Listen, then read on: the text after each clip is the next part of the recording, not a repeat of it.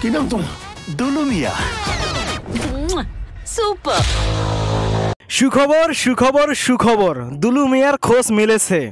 আপনারা তো এই নিউজটি সোশ্যাল মিডিয়া থেকে শুরু করে যত বড় বড় পত্রিকা আছে সেগুলোতে দেখতে পারতেছেন। আমাদের মেগাস্টার শাকিব খানের যে দরদ মুভিটা ছিল সেইখানে একটা লুক প্রকাশ করা হয়েছিল যে কেউ যদি দুলু মিয়াকে ধরিয়ে দিতে পারেন তাহলে তার জন্য 10 লক্ষ টাকা পুরস্কার ঘোষণা করা হবে।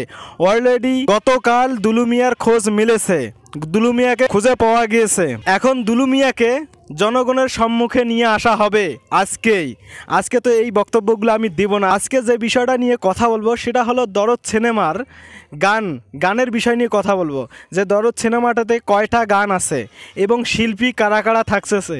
চলেন অডিও প্রতিবেদনের মাধ্যমে তা জেনে আসি।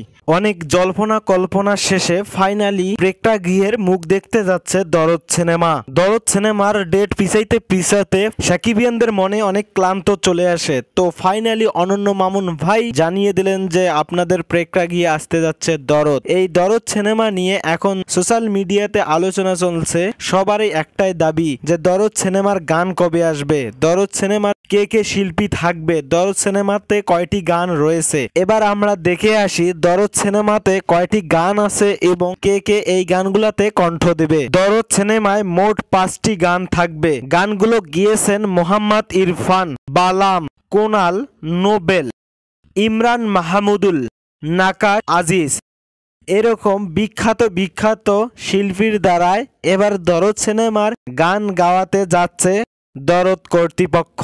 দর্শক, এই শিল্পীগুলোর মধ্যে আপনার পছন্দের কোন শিল্পীটা আছে তা অবশ্যই কমেন্ট করে জানাবেন। সব ভালো থাকবেন, সুস্থ থাকবেন এবং দরদ সিনেমার গান আসা মাত্রই আমরা দরদ সিনেমার গানকে ইউটিউবের ট্রেন্ডিংয়ে নিয়ে যাব। আমি তাহলে জিতেই গেলাম।